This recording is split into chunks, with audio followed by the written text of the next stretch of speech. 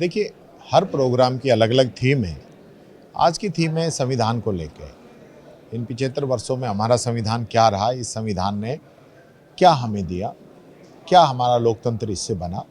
बाबा साहब अम्बेडकर को लेके है कि बाबा साहब अम्बेडकर का इस संविधान में क्या योगदान था, उनकी वजह से जो संविधान बना वो आज किस स्थिति के अंदर है। इन सब विषय पे आज ये चर्चा की जाएगी।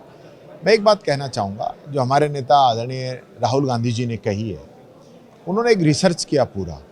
सबसे पहला रिसर्च ये था कि आज जो हमारा एजुकेशन का बजट है पूरे हिंदुस्तान का, उससे कहीं ज़्यादा खर्चा सिर्फ नीट का 1 साल का बच्चों का है, सिर्फ नीट की कोचिंग का।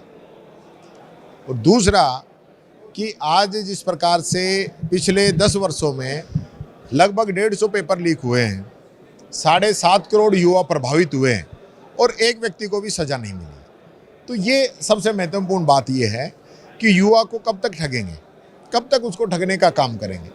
2 करोड़ युवाओं को रोजगार हर वर्ष देने का वादा किया था। हम महामानव गायब हैं ये कह के इस बात पे चर्चा ही नहीं करते। पेपर लीक पे एक शब्द नहीं बोल रहे हैं। राजस्थान में चुनाव थे जब कह रहे थे पेपर लीक से मुक्ति, और अब ऐसा लग रहा है जैसे कि पेपर लीक कराने में ही सरकार का पूरा योगदान है। एनटीए का गठन किया, इन्होंने किया, धर्मेंद्र प्रधान जी ने किया, बीजेपी के नेताओं ने किया, आरएसएस ने किया, और उन लोगों ने पेपर लीक किया, उनकी भूमिका शामिल की आ गई।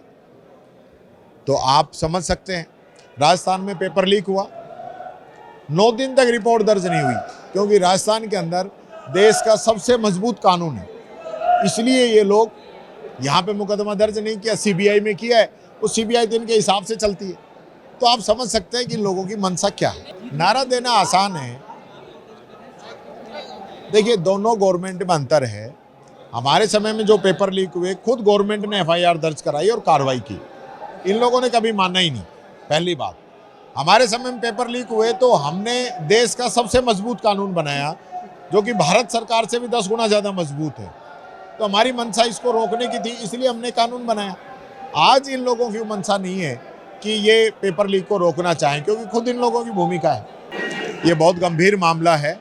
सरकार को मैं समझता हूँ चीफ मिनिस्टर का इस्तीफा होना चाहिए। इसके अंदर 2 दर्जन मौतें हो चुकी हैं और सरकार को कोई होश ही नहीं।